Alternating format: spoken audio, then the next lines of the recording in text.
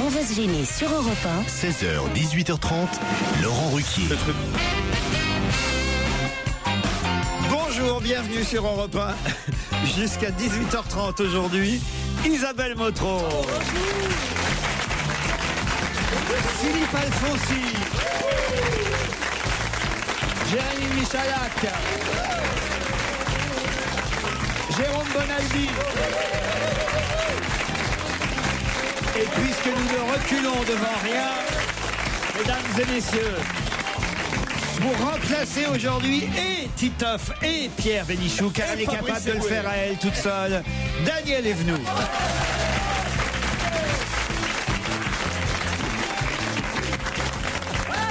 Non, c'est vrai, Daniel, on pourrait même faire l'émission que tous les deux, je crois. Eh ben, commençons. Hein, franchement.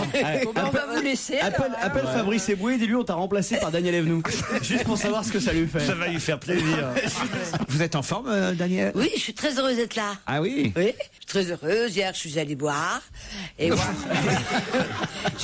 oui, je suis allée boire hier soir. Eh bien, je vais te dire, c'est bon. T'avais oublié? Quoi? Non, je peux pas oublier parce que je reprends tous les jours. Ah, mais enfin, depuis la veille, j'avais pas bu. C'était bien. Il y avait des musiques de ma jeunesse. Et c'était où cet endroit? Oh là là. N'exagérez pas quand même. Enfin, c'est un peu divers, voilà. On avait un monsieur jockey, comment on appelle ça? Un disque jockey qui m'a fait plusieurs, pas qu'à moi, à lui. Il a trouvé des disques de notre époque, même Des rouleaux, tu veux dire de... oui. Même si vous n'avez que 20 ans de moins que moi. 20 ans. Oh merde. Mais vous avez mis des disques que je comprenais, voilà. Parce que le DJ était... Laurent Ruquier. J'ai de la chance qu'elle efface pas. C'est gentil. C'est vrai, c'est vrai. Non, je vous ai vu danser, Daniel Evenou. Même Philippe Alfonsi, je l'ai vu à un moment donné. tu rigoles. Lever le coude. Oui, voilà. On peut faire les deux. J'ai levé le coude, j'ai levé le coude. Moi, j'ai même dansé avec Sylvie et une bouteille de champagne en même temps. Avec Sylvie? Avec Stevie. Avec Stevie. Ouais, le soir, on l'appelle Sylvie parfois. Qu'est-ce que vous avez dansé avec Stevie? On peut savoir. Je ne sais pas, on était serrés. La Macarena. La Macarena. Oui, la Macarena. Tu vois, j'étais sûre que tu connaissais. Macarena. Ta ta ta ta ta ta ta ta. Ta ta ta ta ta ta ta ta ta ta ta ta ta ta. Et après on chante. Ça fait déjà 5 minutes, hein. Bon. Elle va même remplacer les disques, dis donc. Incroyable. Cette émission de radio, c'est une after pour toi. Oui. Ça avait l'air sympa cette fête de jeunes. Hein. Ah non, dites, j'ai passé aussi Muse, j'ai passé Gossip. Et vous avez pas des places pour aller voir Muse, vous, par hasard? Mais oui, alors je comprends pas. C'est vous qui les avez fait démarrer en France et vous n'avez pas réussi à obtenir 2 places pour aller au Stade de France ce soir. Parce que j'ose pas aller mendier des places de concert et alors, je crois qu'ils m'ont oublié. Aucune reconnaissance. On lance un appel aux producteurs, aux concierges du Stade de France, enfin à qui pourrait trouver des places pour Muse, pour Jérémy Michalak. Rappelez quand même que vous les avez fait démarrer quand même. Ouais, mais c'est vrai ça? Non, je les ai pas fait démarrer. Ils étaient très peu connus et j'avais une petite émission de télé musicale sur le câble et je dois faire partie des premières personnes qui les a interviewés en France. C'est un peu le Michel Drucker de Muse. Dis donc. C'est un peu ça, ouais. Sauf que Michel Drucker, il n'a pas besoin de lancer des appels, tu vois. Ouais, c'est pas faux. Je voudrais quand même signaler à Europe 1 que il faudrait arrêter. Là, je sais pas, il y a quelqu'un dans la station qui fait des décalcomanies sur les vitres. Et si bien, alors c'est dommage parce qu'avant il y avait toujours il y a des beaux garçons et des belles filles qui passent derrière la vitre régulièrement pour nous admirer. On est un peu comme un zoo ici. Et alors on les voit plus. Laurent. Parce qu'ils nous ont mis c'est quoi? C'est la chronique de Jérôme. C'est la chronique de Jérôme. C'est vous? Oui. Le con qui a fait ça? On va arrêter Bonaldi. Non mais... C'est fait ça ce matin, à l'aube. On voit plus les gens derrière la vitre. Oui, mais ça, les gens derrière la vitre, ils sont contents. Ils avaient jusqu'ici une atmosphère un peu dure, froide, métallique. Et là, ils ont c'est un vitrophanie, enfin transparent qu'on met sur les vitres. Un quoi? Vitrophanie. Un vitrophanie. Oui, enfin un transparent que tu mets sur les vitres, tu sais, tu mets. Mais c'est pas transparent votre truc. Mais oui, parce que ça fait des petites fleurs, ça fait des coquelicots. T'as le droit à des pensées, des coquelicots, des roses. Mais Laurette n'est contente de moins nous voir et de voir plus de fleurs. Non mais imaginez, vous avez une fenêtre qui donne sur un environnement urbain, sur un cimetière, sur un truc triste et moche, un mur gris. Bon, et ben hop, vous mettez ça à la place, ça laisse passer la lumière, et c'est quand même comme s'il y avait des fleurs. Comme Cher Laurent, c'est signé Christophe. Non, parce que 5 minutes d'Evenou et 3 minutes de Bonaldi, ça va. Cher Laurent, c'est signé Christophe. Dans l'émission de jeudi, Joujou avait un petit coup de déprime. Ouais, c'est vrai. Ah bon? Eh oui. Allez, mon Joujou, c'est pas grave.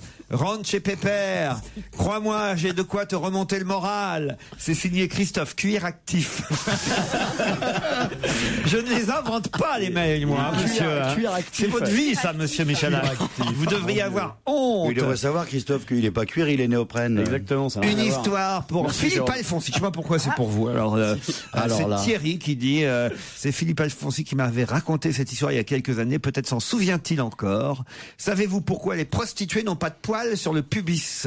Oui, ça c'est tout à fait mon genre, raconter des histoires comme ça. Ça c'est vrai. Hein. Essayez. Il en connaît qu'une, c'est celle-là, elle la raconte tout le temps. Pourquoi les prostituées n'ont pas de poils sur le pubis? Bah, essayez de faire pousser du gazon sur une autoroute. Ça, c'est immonde. Alors là, C'est immonde, Alfonsi. Philippe, je ne te fais pas mes compliments. Ah ouais, quelle honte. Alors, C'est vraiment du Alfonsi que j'aime pas, ça. Alors là, parce qu'il y a du bon Alfonsi, mais il y a du mauvais Alfonsi. Et ça, Ouais, c'est le côté obscur d'Alfonsi. c'est pas bien, Philippe. Non, non, je reconnais. Moi, c'est quand même dans Les Bien Raconte que j'ai fait votre connaissance la première fois quand j'étais enfant. Je confonds deux émissions. Il pourrait, oui. Vous vous souvenez pas des Bien Raconte? Non. C'est mais quoi? tu confonds avec Gilbert Montagnier, je crois. Mais non, c'était à 8h moins le quart, j'étais enfant, à 8h moins le quart, il y avait une petite musique. Et puis il y avait plein de gens qui venaient raconter des blagues. Alfonsi était déguisé en orange, une sorte de gros bonhomme. Non, c'est pas ça. Il mangeait du gloubi-boulga. Et Bien Raconte. Et puis après, il y a eu Alors Raconte. Parce qu'ils avaient un peu changé la formule. Mais là, c'était une chanson. Alors raconte comment ça s'est passé, ta ta ta ta ta ta, pendant qu'on t'attendait. Bonjour Delphine. Bonjour à toute l'équipe. Il était temps que vous arriviez, vous savez Delphine. Hein. Allez, vous êtes ensemble, je vois ça. Ah, vous êtes dans le Calvados, à Anfreville. Fréville, voilà. Et où c'est exactement Anfreville? Et à 10 km de Cabourg. Ah, très bien. Oh, c'est joli par là. Hein. Sympa. Et on a une très belle région. Ah ben, est-ce qu'il y a encore le festival du film romantique? Normalement, c'est au mois de juin. Oui, oui, c'est la semaine prochaine. Ah, la semaine prochaine. Vous voyez, hein, finalement, j'ai bien fait de l'annoncer alors. Le festival du film romantique. Vous connaissez pas le festival du film romantique? Philippe Alfonsi, il va toujours pour raconter sa blague. Il y a qui d'annoncer cette année au festival du film romantique à Anfreville? Sandrine Bonner, et pour les autres, je peux pas vous dire. Peut-être Sophie Marceau. Ah oui, ah bah, ça c'est quand même la comédienne romantique par excellence. Oui, complètement. Sophie Marceau. Et faites quoi vous Delphine dans la vie? Moi, je travaille dans une grande entreprise où on fabrique des camions. Alors vous pouvez donner le nom? Fénarde. Chez Renault Trucks. Pourquoi tu rêves de fabriquer des Ah, camions? mon rêve, ce serait de traverser l'Amérique avec un gros camion. On peut t'organiser ça. Comme Sylvester Stallone, vous savez, quand il traversait. Sylvester, hein, Stallone. Enfin, je rêve d'un gros camion. Ouais, d'accord. Mais pas d'un camionneur, hein. Benjamin est à Jérusalem. Bonjour Benjamin. Bonjour Laurent, bonjour à tous, bonjour Delphine. Qu'est-ce que vous faites là-bas en Israël? Ben, je travaille, je suis ingénieur informatique. Ingénieur informatique, quelle est l'ambiance après Jérusalem? Jérusalem, Ouais, c'est en Espagne. l'ambiance est un peu meilleure qu'en début de semaine, on va dire. Bon, mais alors vous faites votre travail là-bas depuis combien de temps à peu près? Ben, je suis monté en Israël depuis 1998, ça fait 12 ans. À 12 ans. Vous êtes monté en Israël. Oui, comment? Pourquoi on dit monter en Israël? Parce que l'action de venir en Israël s'appelle monter en hébreu. Ah bon? C'est une traduction littérale. Ah, comment on dit en C'est hébreu? joli d'ailleurs. Alia. Est-ce qu'il vaut mieux être monté en Israël que descendu en Palestine?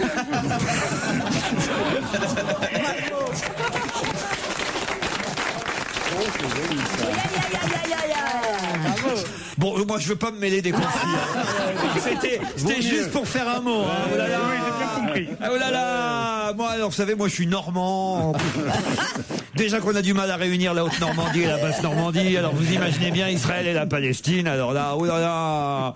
Bon, alors Benjamin, vous êtes prêt évidemment à affronter Delphine et à gagner, pourquoi pas, l'appareil photo FinePix HS10 de chez Fujifilm. C'est le dernier jour où on l'offre, alors il faut vraiment en profiter aujourd'hui parce que la semaine prochaine ce sera des beaux voyages.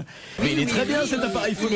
Il est formidable cet appareil. Hein. Plus de 400 €, hein. Mais c'est un un beau cadeau. Puis on peut enlever les objectifs. Non, vraiment très bien. Simone Melchior et Francine Triplet ont un point commun, Delphine et Benjamin. Lequel? Simone Melchior et Francine Triplet ont un point commun. Lequel? C'est en rapport avec le cinéma?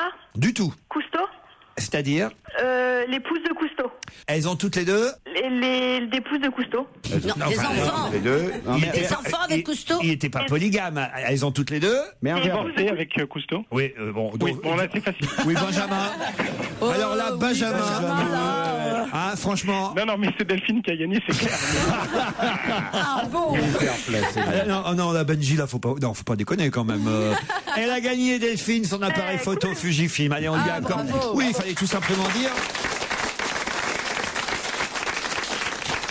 Fallait tout simplement dire qu'elles ont été toutes les deux mariées à Benjamin Cousteau. La première, c'était... Benjamin Cousteau. J'ai dit Benjamin Cousteau. Oui. C'est Benjamin qui m'obsède. C'est Benji.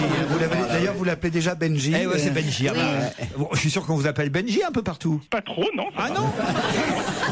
Ben alors, non? Ben plus en Israël, oui. Bon, en tout cas, Simone Maker fut la première femme du commandant Cousteau et la deuxième, Francine Triplet, avec qui il a eu 2 enfants avec chacune, en fait, tout simplement. Comme ça, il n'y a pas de jaloux. Et ça va permettre à Delphine de remporter donc ce bel appareil photo. Benjamin, vous retenterez votre chance. Avec plaisir. Ben oui, on sera ravis de vous accueillir à nouveau. Merci à tous les deux.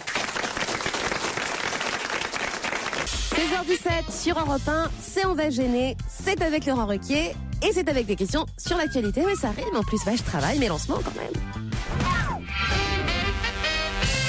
Quel article dans le Parisien commence aujourd'hui par celle-là, même Carrie Bradshaw ne pourra pas l'avoir.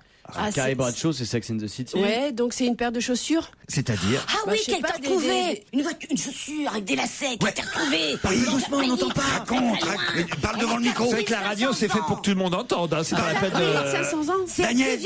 Daniel, parle devant le micro. C'est ça le micro, c'est ça. Voilà. Oui, c'est la plus vieille. Remarquez, on lui a demandé de remplacer Bénichou, elle fait vraiment tout jusqu'au bout. C'est la plus vieille pompe. C'est-à-dire que normalement, elle remplace Bénichou, elle parle à côté du micro. Ouais. Et si elle remplaçait vraiment Titoff, elle serait pas là. Elle va te faire 2 coups, tu vas voir. Peut-être se mettre en culotte aussi. Fais-nous 2 coups. Non mais c'est la plus vieille chaussure à lacets. Ils ont trouvé les lacets et c'est ma taille. C'est ma taille. Mais c'est peut-être à vous alors. Oui. C'est du 37. Ils l'ont trouvé dans un pays lointain. On en aura une chacune. La plus vieille, mais non, ils n'ont pas trouvé la paire, ils n'en ont trouvé qu'une. Alors, elle était à qui? La plus vieille chaussure du monde, découverte en Arménie. Bonne réponse de Daniel Evenou. Elle date de combien alors je vais tout vous dire. Elle est vieille de 5500 ans. Wow. On l'a retrouvée dans une caverne en Arménie. Assez facilement d'ailleurs parce qu'il y avait une enseigne André juste au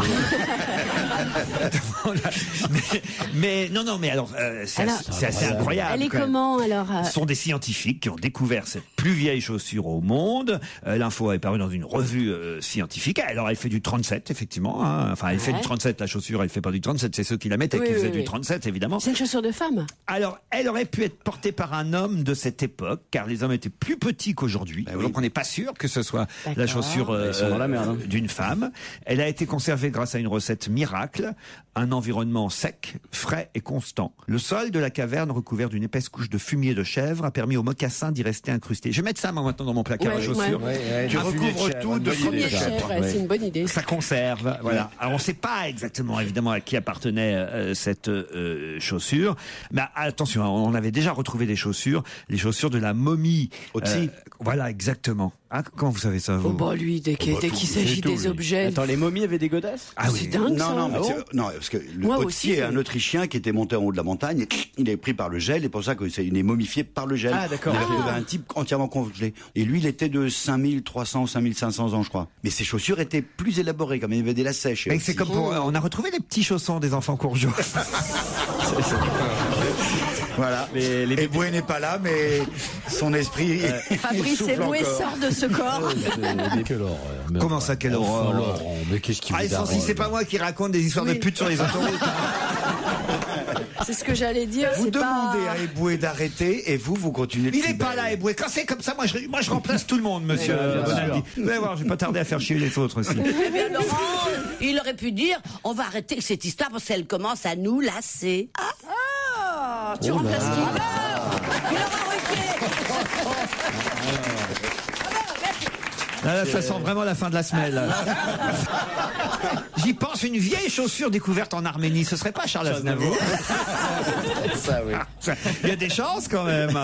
Non, ce qui me fait rire avant toute chose, je vais vous dire pourquoi je me suis arrêté sur cet article, c'est parce que c'est quand même quoi? Le crottin de chèvre. Non, c'est pas le crottin de chèvre, je m'en fous du crottin de chèvre. C'est sympa quand même, ça conserve. Mais non, moi c'est toujours l'aspect journalistique, c'est la façon dont les journalistes traitent d'une info qui m'intéresse. Or, c'est quand même le titre, c'est Science, hein, évidemment, puisque c'est quand même scientifique. Le titre en dessous, Science, c'est en gros la plus vieille chaussure du monde découverte en Arménie. Donc quand même, tu vois, c'est un truc important, c'est quand même un truc scientifique, quoi.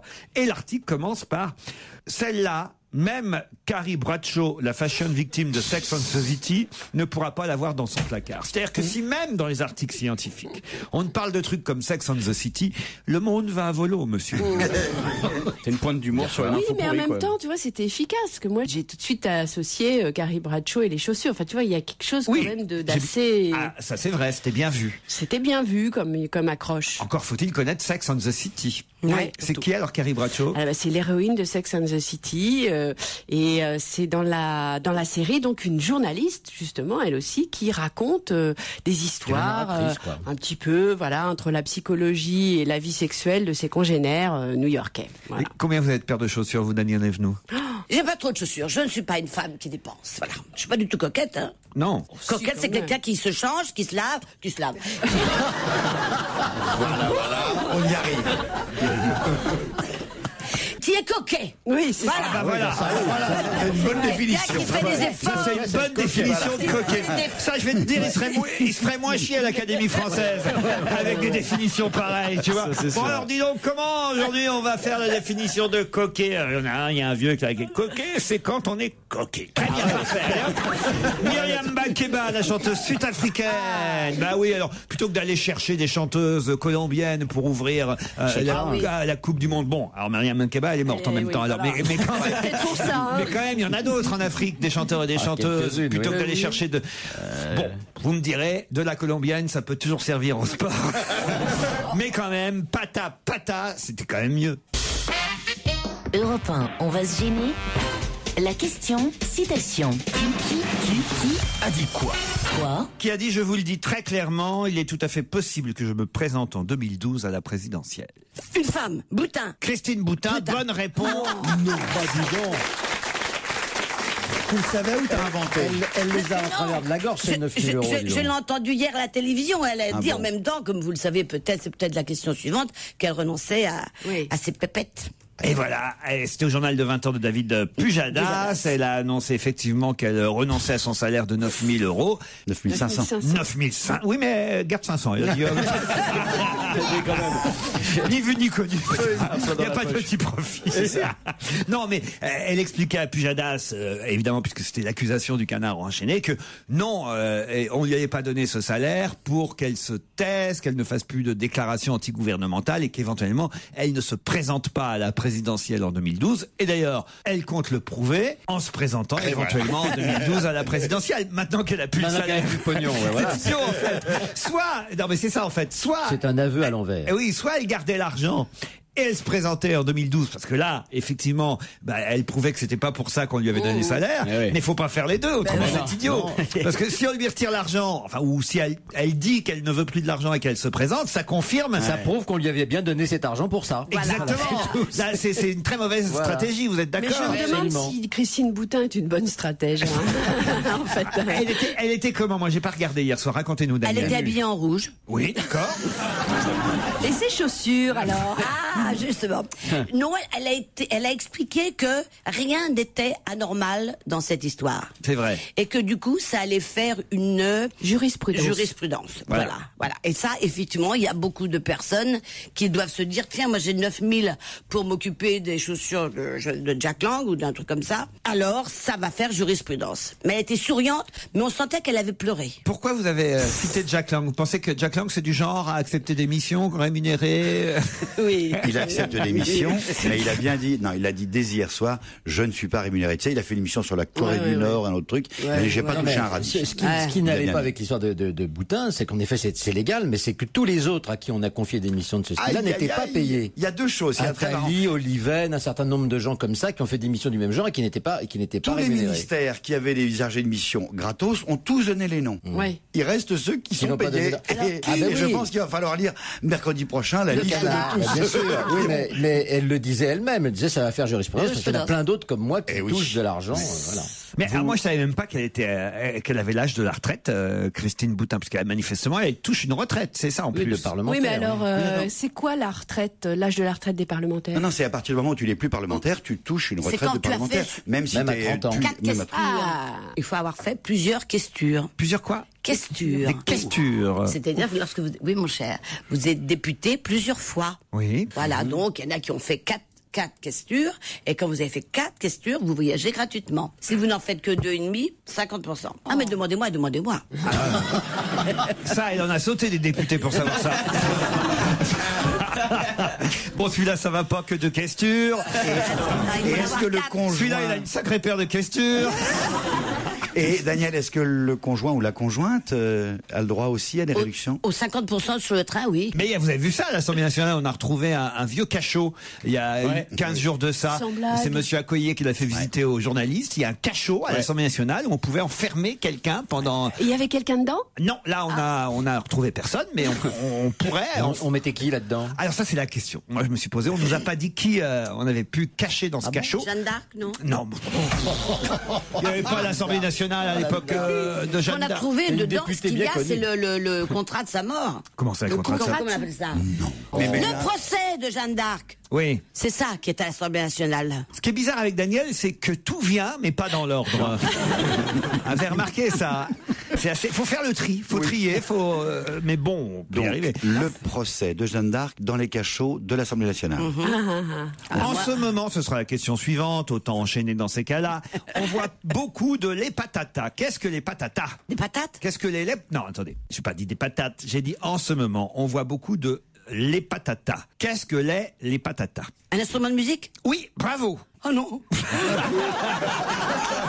dit par hasard, mais voilà. C'est le sixième sens. Non seulement ça sort pas dans l'ordre, mais ça sort tout seul. C'est vraiment... C'est magique. Alors, comment on appelle aussi les patatas? La Venezuela, là. C'est la corne de brume qui fait un bruit d'éléphant, c'est ça? Sud-africain. Ah, c'est sud-africain, oui, c'est la petite trompette en plastique qui fait un boucan du diable. La quoi? Zouzuela? Non, pas Zouzuela. La vuvuzela. La vuvuzela. La vuvuzela. Bonne réponse de Daniel Evenou et Jérôme Bonaldi. Qu'est-ce que ça fait comme bruit alors là? C'est comme une corne, hein. Certains s'en plaignent. C'est pour les matchs. C'est voilà, autour des matchs, autour des stades, on voit tous les Sud-Africains souffler dans leur corne, leur vuvuzela. C'est une sorte de trompette en plastique d'1 mètre de long, utilisée par les supporters de football. La vuvuzela, on appelle ça aussi les patatata, les patata. Voilà. Et alors il y a des tas de termes comme ça qu'il va falloir apprendre pendant au minimum 3 semaines, puisque alors vous avez évidemment donc la vuvuzela qui est la trompette dans laquelle on souffle. Comment s'appelle par exemple le ballon de la Coupe du Monde? Ça, est-ce que vous avez... Ballon de foot? Non, le Djoulabi, Djoubila, Jabulani, voilà, hein, très bien. Daniel, je vous fais répéter après, attention. Hein. Pourquoi est-ce qu'il a un autre nom? Parce que chaque année, c'est le sponsor Adidas, je crois, à moins que ce soit l'autre, on s'en fout, qui donne un nom, et comme ça on en vend plein. Et le petit léopard qui est la mascotte du mondial, petit léopard à la crinière verte, s'appelle... Avec un Z encore. Ah bah oui, forcément. Oui. Zébulon. Non. Zakumi. Voilà. Les Sud-Africains, les garçons, on les appelle les... Tout le monde le dit quand même. Bye bye. Mais non. Balabala, non, c'est... Oh là là. Piou. Les garçons. Mais oui, comment on appelle les Sudafricains? Les pauvres. Mais non. Oh là là. Je vais placer Boué. Mais non, enfin, voyons, les balabala. Mais non, les bafana.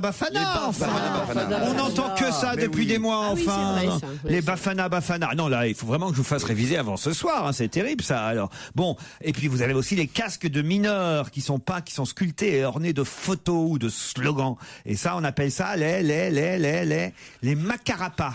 Bon, alors là, il va falloir vraiment retenir tous ces noms-là. Bon, on va voir si Daniel déjà a retenu. Alors, Daniel, la trompette, ça s'appelle... Patata. Non, pas tout à fait, mais pas loin quand même. Mais alors ça, c'est le mot que moi j'avais donné. Les patatas. Les patatas. Mais ça s'appelle aussi la vuvu. Vuvuzela. Non, la vuvuzela. Bon. La vuvuzela. Bon, les garçons sud-africains, on les appelle les... Bafana. Les Bafana. Non, mais alors écoutez, si je vous apprends des choses et vous ne les retenez pas... Mais on n'a pas pris de crayon et de papier. Enfin, il faut pas un crayon et un papier, il suffit d'une mémoire. Je l'ai pas emmené. C'est quand même assez terrible, ça. Et alors, la mascotte, Michalak, la mascotte, elle s'appelle Zakumi. Bravo, voilà. Joujou, c'est le meilleur. Dire Joujou, c'est son surnom sud-africain. Hein. Je vais me souffler dedans comme le Vuvuzela ou pas? Ça m'étonnerait que votre Vuvuzela fasse 1 mètre de long entre nous, hein. Pas loin. Et n'oubliez pas votre macarapa. C'est quoi macarapa? Le casque, sur tes couverts. Ah, très bien. Vous aussi, Bonaldi, vous avez noté les noms, alors. Oui. Il y a qu'Alfonsi qui travaille pas dans cette émission. Aucune mémoire. Surtout en quoi c'est qu'est-ce que c'est que cette langue? C'est du Swahili. Du Swahili, tu vois. Voilà. Non, c'est du dialecte zoulou, tout simplement. C'est zoulou. D'où la présence des Z un peu partout. C'est comme pour la Bretagne, Daniel. Oui. La Bretagne, il n'y a pas de Z. Il n'y a pas de Z. Hein. Le pays de Brest. Oui, et alors? Et après, d'autres Z. D'autres Z en breton. Comment est-ce qu'on dit crêpe? On dit crampouse. Vous avez raison, tacos, grand-père, mangos, voilà. grand-mère, crampouse, la crêpe. Amococadise. Tas de trucs bretons très célèbres. Kérosène. Les cramps. Kérosène. Carsozon. Qui revient lundi et nous dans un instant après la pub. On va gêner se poursuit sur Europe 1 jusqu'à 18h30 avec comme équipe aujourd'hui autour de Laurent Ruquier, Isabelle Motro, Daniel Evenou, Philippe Alfonsi, Jérémy Michalak et Jérôme Bonaldi.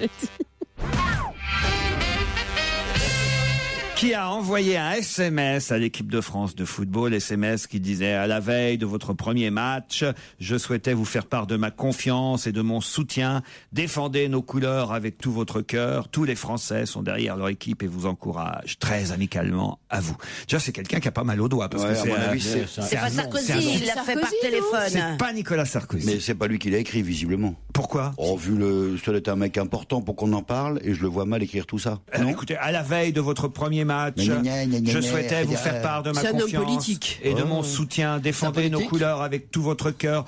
Tous les Français sont derrière leur équipe et vous encouragent. Alors c'est LOL, il a ajouté LOL.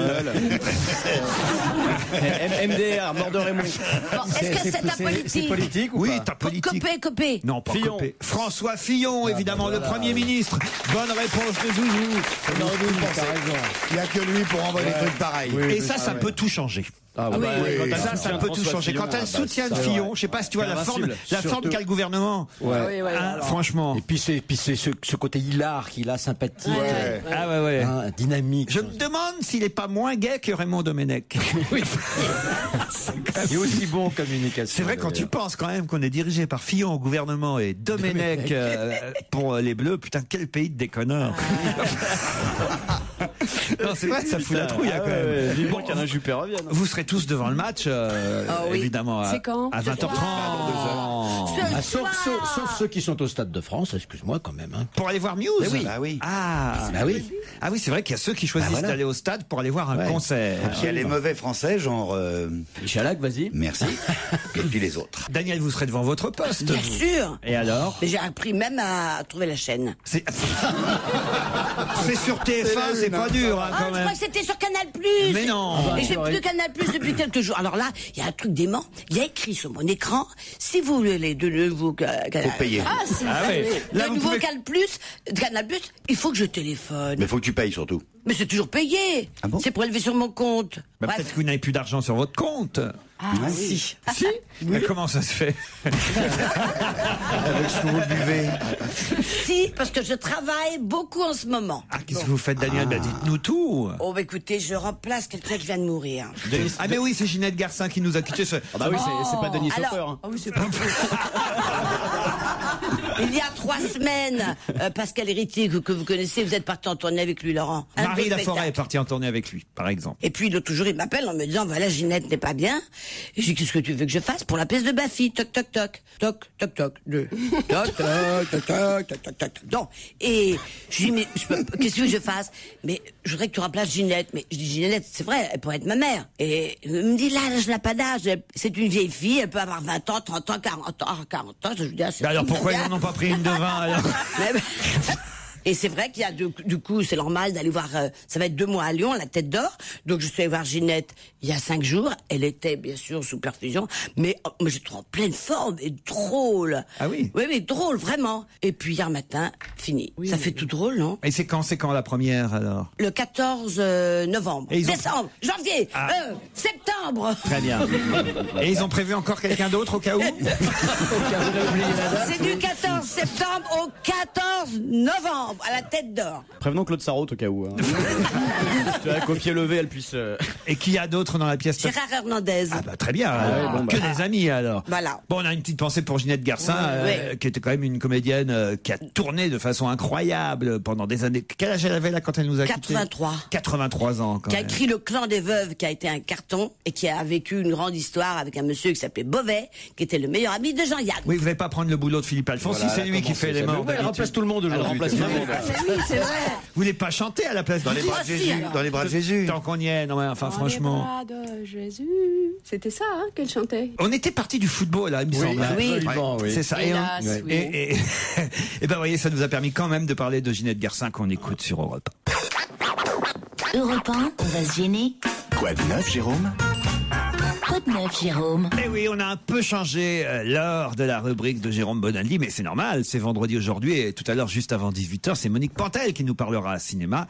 Alors voilà, 1 heure avant, nous demandons à Jérôme Bonaldi de nous présenter ses objets de la semaine. Et qu'est-ce que c'est que ce petit casque que vous nous avez apporté? Vous aimez la radio, vous avez un casque sur les oreilles, vous aimez le chocolat, les gourmandises.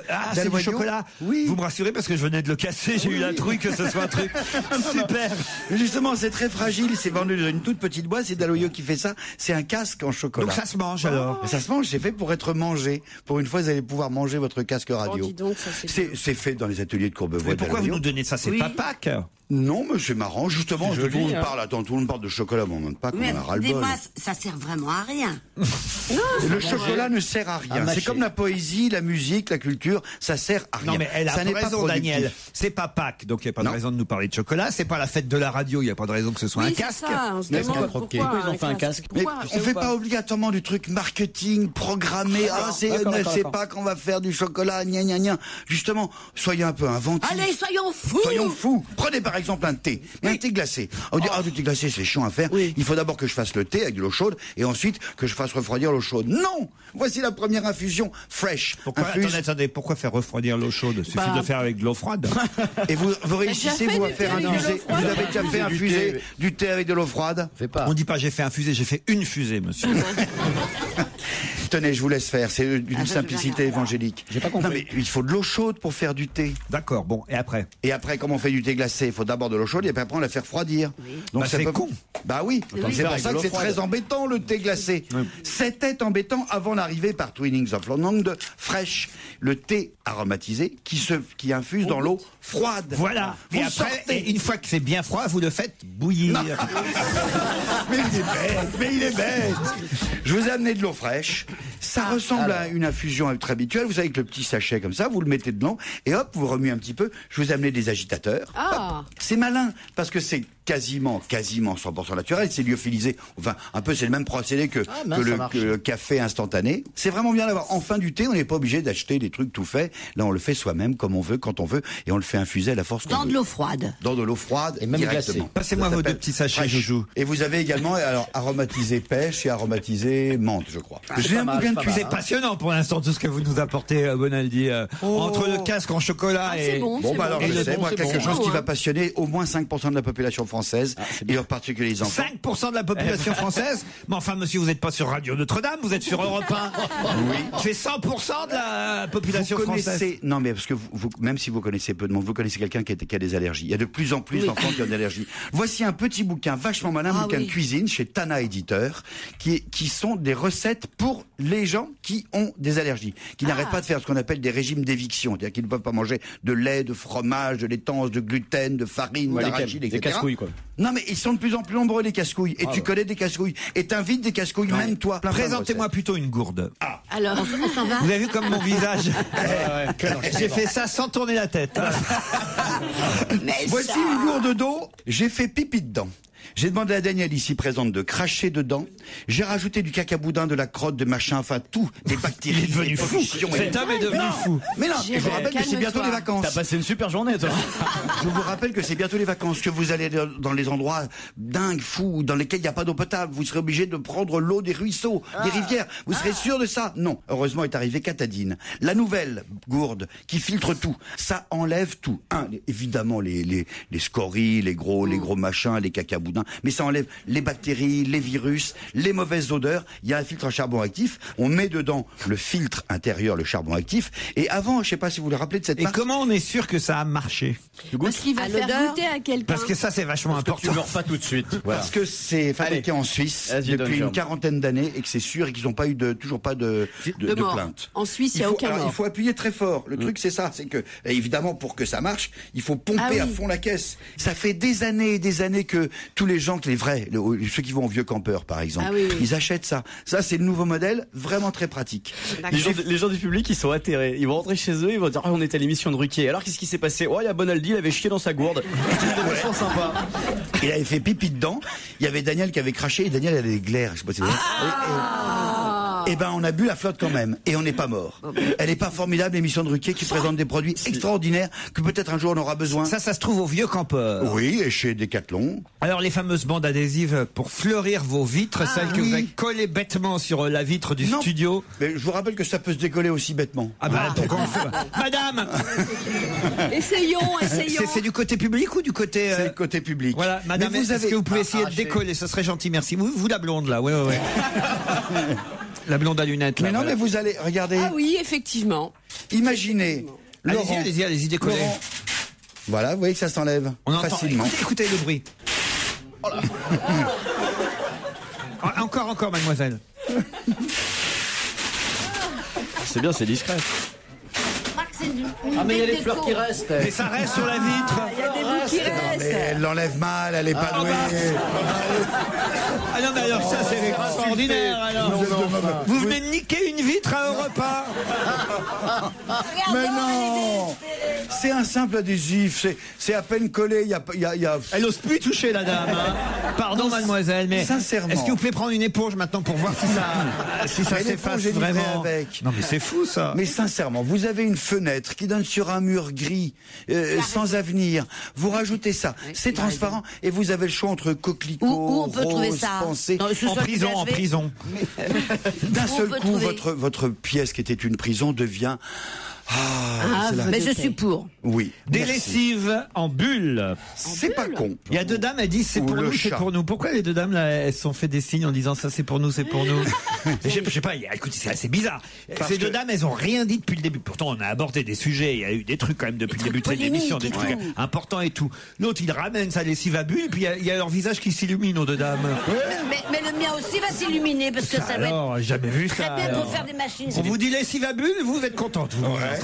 Mais oui, pourquoi? Parce qu'elles sont... J'aurais tout vu ici. C'est les petites filles de la mère de Mais non, parce que c'est pas des ménagères de moins de 50 ans tout à fait comme les autres. Elles sont conscientes qu'elles sont comme un peu tout le monde. Elles ont tendance à surdoser. Nous avons tous tendance à surdoser la lessive. On en met trop. Heureusement, il est arrivé Super Croix, ou bien le chat bulle, ou bien lequel toi? Mire-couleur bulle.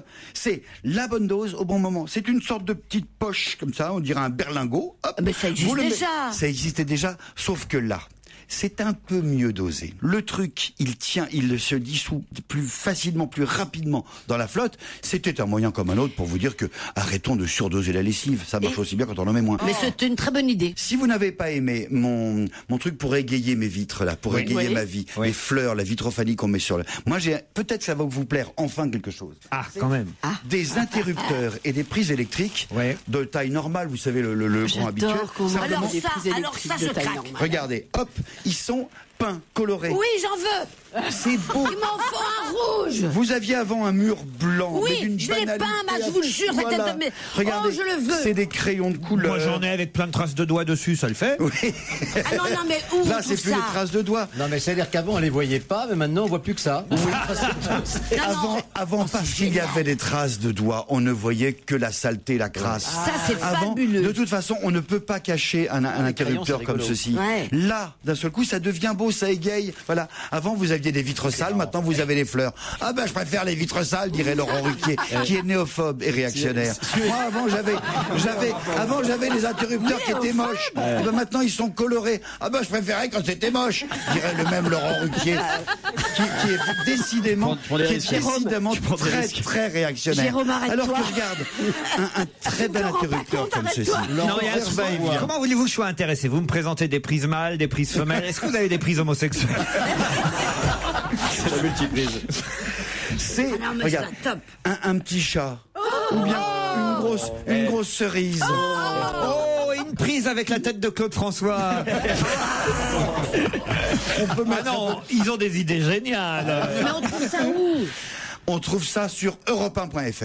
Et moi, j'ai un très bon interrupteur. Ça s'appelle le Flash de 17h. On se retrouve après. Laurent Ruquier sur Europe 1. On va se gêner. C'est la deuxième heure d'On va se gêner. Toujours avec Jérémy Michalak, Jérôme Bonaldi, Philippe Alfonsi, Isabelle Motro et Daniel Evenou. Bonjour Béatrice, bonjour Vincent. Bonjour. Béatrice est à Bordeaux, Vincent à Londres. Commençons par Béa. Comment vous allez, Béa? On vous appelle pas Béa? Aussi, très souvent. Ah, j'étais sûr. Qu'est-ce que vous faites à Bordeaux? Je suis universitaire. Oula, pardon, je vous parlais. Excusez-nous. Je vais vous parler autrement maintenant. Universitaire, ça veut dire étudiante encore? Non, pas du tout. Maître de conférence. Maître de conférence. Quelle matière? Voilà, quelle matière? Or, argent, bronze? En sociologie. En sociologie. Et vous apprenez des choses en écoutant l'émission? Ah, énormément. Évidemment, parce qu'il y a des études à faire sur nous. Hein. Oh, oui, beaucoup. Vous êtes des vrais sujets d'études. Ah bah oui. Quel sujet préférez-vous particulièrement dans l'émission? Oh, aujourd'hui, je dirais que je crois qu'il y a Isabelle. J'aime beaucoup Isabelle Motro. Ah, moi aussi, je vous aime beaucoup. Ah, mais c'est l'idole des universitaires, Isabelle. Exactement. Bon, Daniel est un peu trop folle pour moi, mais... Ah. Elle est sympathique, vous savez. En même temps, c'est un cas d'école. Ah oui, voilà. Béatrice, vous allez affronter Vincent, qui lui est à Londres. Hi, Vincent. Bonjour. Bonjour. Bonjour Laurent, bonjour à toute l'équipe. Alors, pourquoi vous avez pris le tunnel sous la Manche, vous? Simplement pour pouvoir glander avec les Anglais, mettre dans les bars et tout. Vous êtes étudiant in London? Non, je fais absolument rien. C'est un glandeur, c'est génial. Glandeur professionnel, j'adore. Exactement. Mais vous avez une petite amie ou quelqu'un qui subvient à vos besoins? Vous êtes gigolo? Non, j'ai une maman. Qui envoie un petit chèque tous les mois. Et sa maman, elle est universitaire à Bordeaux. Elle est obligée de continuer ses études. Et d'ailleurs, je voudrais dire, maman, je t'aime très fort. Oh, si tu veux m'envoyer encore 2000 €. Mais alors, c'est quoi la maman? Elle est professeure aussi. Ben voilà. Professeure de système. Dans quel quartier vous vivez à Londres? Je vis à Lewisham, dans le sud de Londres. Voilà. C'est sympa la vie là-bas, vous êtes content? Ah oui, c'est vraiment sympa, les gens sont vraiment... Enfin, c'est une autre mentalité que par rapport en France, ils sont vraiment plus ouverts d'esprit. Eh oui. Vous parlez anglais? Pour le même niveau que Laurent, c'est-à-dire c'est assez lamentable, mais bon. Tu le prends comme tu veux, mais... Ah mais Laurent, je vous adore, soyez de toute façon, je vous adore vraiment. Mais moi aussi, Vincent, vous savez, faut se dire comme ça des mots d'amour pour pouvoir mais oui, je vais vraiment dire toute la nuit avec vous. Oh là là. Je pourrais dire un petit mot, s'il vous plaît. Oui, bien sûr, Vincent. Donc, je voudrais dire juste à Florence, mon amour, que je t'aime aussi, à Patrice, je t'emmerde prodigieusement, et à Margot, je t'emmerde profondément. Bon, il va falloir choisir, là, parce que c'est pas clair, tout ça, hein, franchement. Hein. Bon, Vincent, Béatrice, je crois que vous avez un cas face à vous. Hein. On vous filera son numéro après. Attention, Béatrice, Vincent, vous allez peut-être vous aussi gagner le dernier FinePix HS10 de chez Fujifilm. En jeu cette semaine, l'appareil photo muni d'un spectaculaire zoom optique avec une amplitude de 30 fois qui permet d'envisager tous les cadrages, du paysage en plan large aux photos de...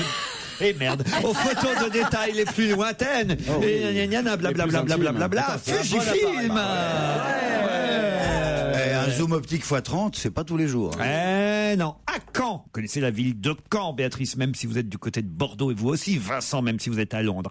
À Caen, les Bas-Normands ont eu une mauvaise surprise quand ils ont voulu se rendre au musée des Beaux-Arts à Caen. De Caen. C'est pas la nouvelle école des Beaux-Arts? C'est pas la nouvelle école des Beaux-Arts, non?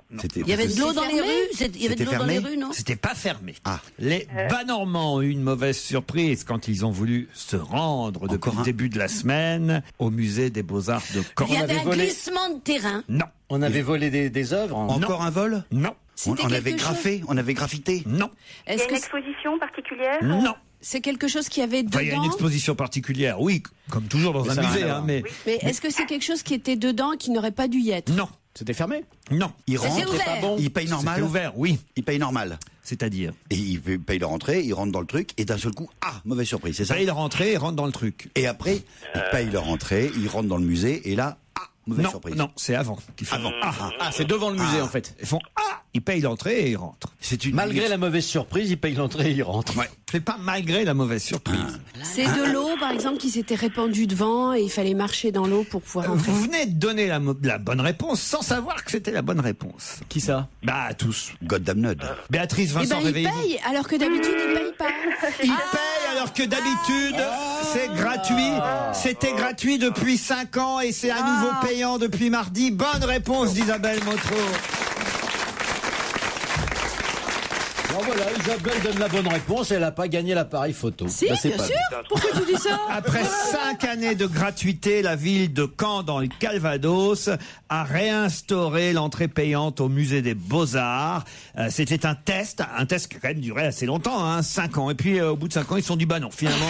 C'est dégueulasse. Voilà. Et évidemment, c'est assez critiqué parce que la gratuité, ça faisait plaisir à tout le monde. Mais bon, le nombre de visiteurs aux expositions temporaires qui, elle, était restée payante, s'en est trouvé réduit. C'est-à-dire que les gens allaient voir, évidemment, la collection permanente au musée parce que c'était gratuit, et ils n'allaient pas aux expositions temporaires parce que c'était payant. D'où l'idée de refaire payer l'entrée. Alors vous savez que ça risque de leur coûter plus cher à la ville de Caen. Pourquoi? Parce qu'il faut fabriquer les billets, caissier et quelqu'un qui compte les billets, qui comptabilise, qui met le coffre-fort et tout. Il y a beaucoup de cas où la gratuité, c'est moins cher pour la ville elle-même. C'est pas parce qu'on fait payer 25 personnes qu'on gagne du fric. Au contraire, ça crée des emplois. J'aurais une autre idée, c'est que puisque les gens ne payent pas pour voir les expositions permanentes, eh bien, il n'y avait qu'à mettre les expositions temporaires, pas payantes non plus, gratuites. Et il y aurait plus de monde. Moi, ce qui m'énerve dans les musées, c'est, vous savez, parce que ça m'est arrivé dans un musée à Buenos Aires. Tiens, voilà. Non, mais je vous jure, c'est vrai. Ils m'ont perdu mon parapluie. Mais qu'est-ce que tu fous avec un parapluie à Buenos Aires? J'étais pas content. Il pleuvait. Autrement, je sors pas avec un parapluie, vous voyez. Et il l'avait pris à l'entrée. Alors ça, à l'entrée, on vous dit, il faut mettre vous êtes là avec le parapluie. Alors évidemment, on vous dit, il faut mettre le parapluie. Enfin, ils vous le disent pas comme ça, ils vous le disent en argentin. Déjà en plus. Enfin, il faut comprendre parapluie en argentin, quoi. Voilà, et umbrella. Et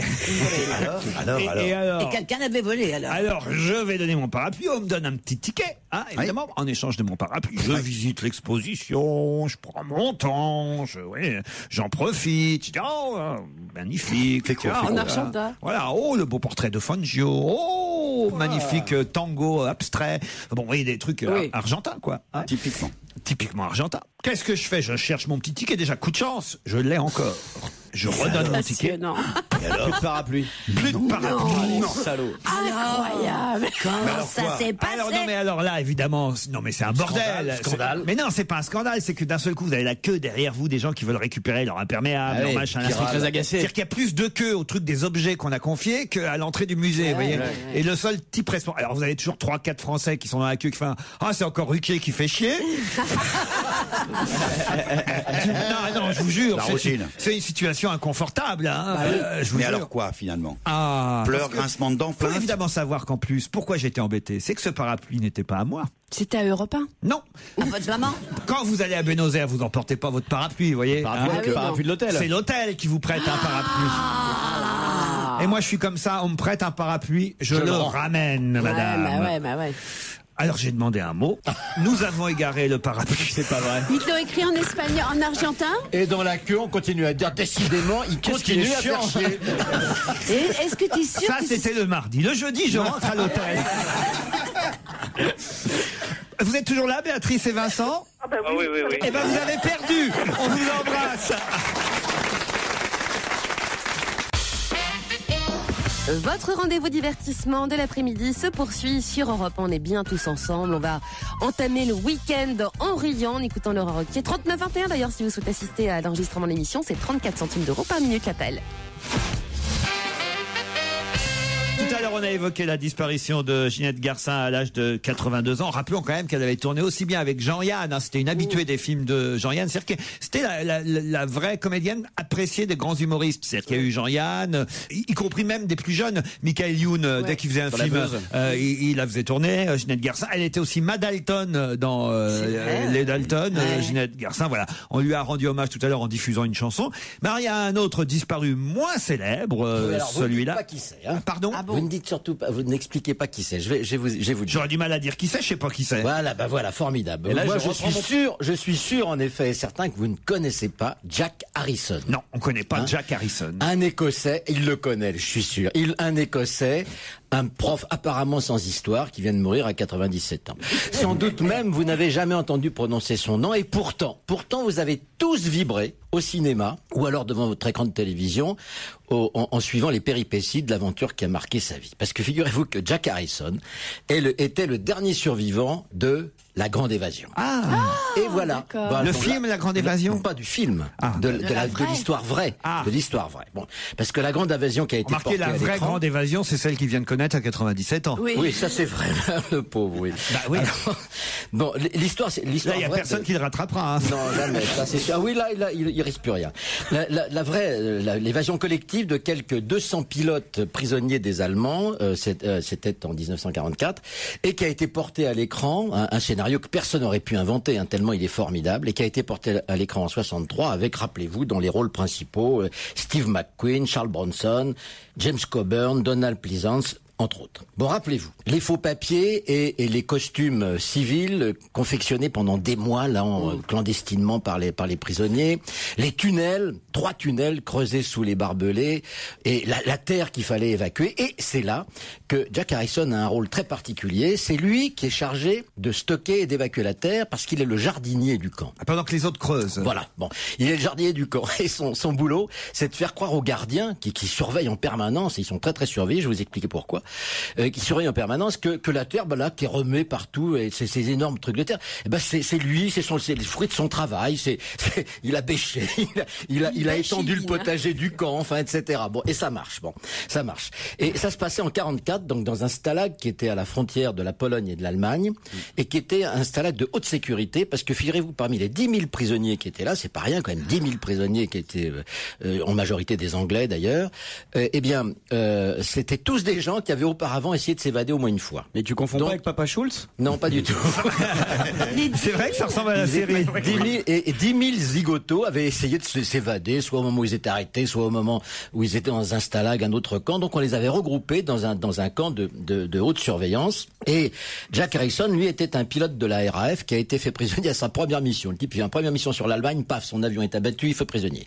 Il était le numéro 98 sur la liste des 200 pilotes qui ont préparé cette grande évasion, qui ont préparé cette évasion collective.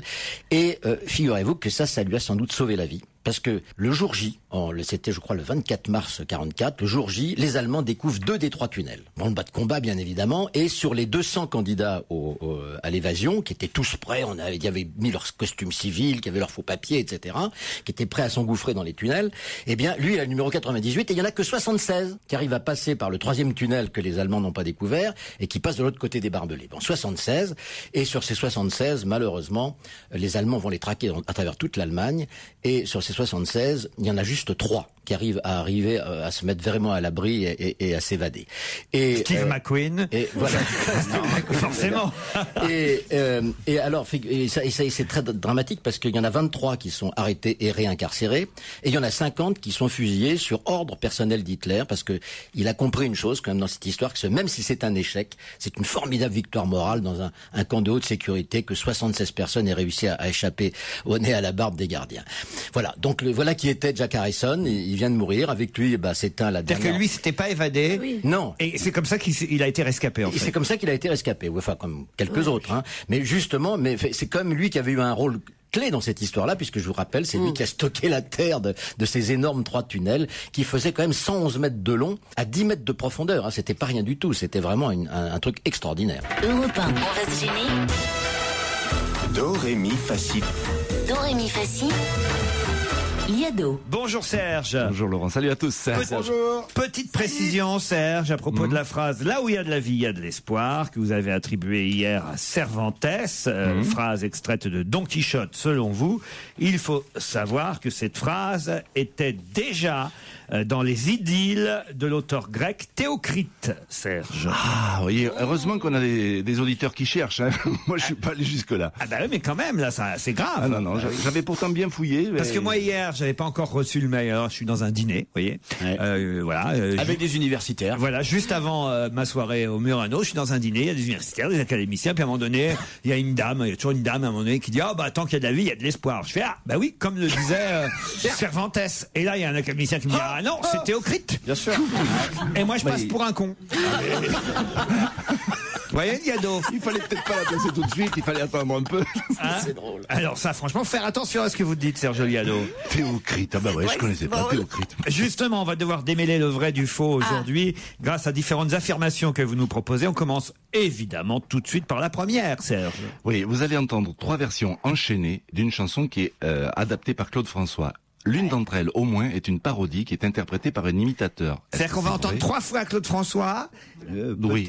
Et il y en a un des 3 qui est un imitateur. Ou pas. Voilà, au moins un des 3, oui. Ou pas. Bah non, mais si vrai vous, ou faux. Si vous nous dites qu'il y en a un des 3 qui est un imitateur, c'est qu'il y en a un des 3 qui est un imitateur. Est-ce que c'est vrai ou est-ce que c'est faux? Bah c'est vrai, autrement vous nous le feriez pas écouter.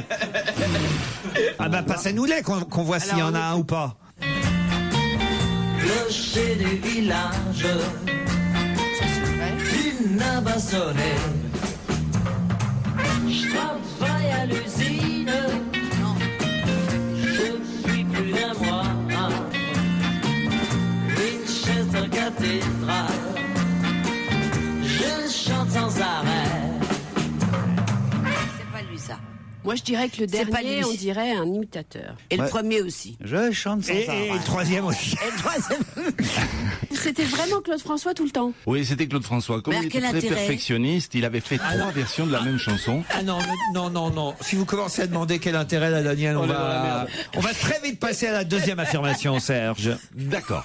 Alors la deuxième affirmation, le professeur Léon Schwarzenberg, qu'on entend ici dans l'heure de vérité, lit une déclaration. L'auteur de cette déclaration n'est autre que Harlem Désir, qui était à l'époque le porte-parole du mouvement SOS Racisme. Est-ce que c'est vrai ou est-ce que c'est faux? Ce qu'il faut dire aux Algériens, si nous voulons en faire des Français, ce n'est pas qu'ils ont besoin de la France, mais que la France a besoin d'eux.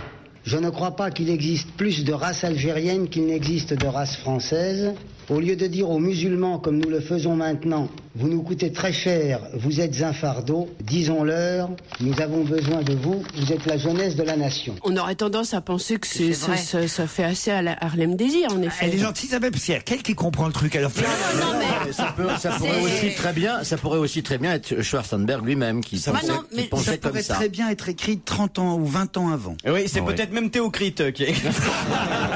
Je suis sûr que tout est vrai, que c'est... Non, c'est faux. faux, hein, Serge. Mais imagine Oui, que c'est faux. C'est une déclaration qui a été faite le 29 janvier 1958 par Jean-Marie Le Pen, qui était alors député jadis à l'Assemblée nationale. Et on peut la retrouver dans le journal officiel de l'époque. Mais c'est pas lui qu'on entendait, évidemment. Non. C'est incroyable. Il était cité ça. par Schwarzenberg. Il était cité, mais vous avez coupé le moment où il donne évidemment le nom de l'auteur. Voilà, exactement. J'avais coupé le nom de Le Pen. Oui, bien sûr. Sinon, Évidemment, pour faire deviner. fait, Le Pen a écrit des trucs qu'on pourrait attribuer, que nous avons attribué de bonne foi à Harlem Désir. C'est fou. La troisième affirmation, parce que nous ne sommes pas au bout de nos peines. Eh bien, ça, c'est produit par un ex-manager de James Bond. Le jeune homme de 18 ans qui chante ici Brand New Man est aujourd'hui un chef d'État. Est-ce que c'est vrai ou est-ce que c'est faux?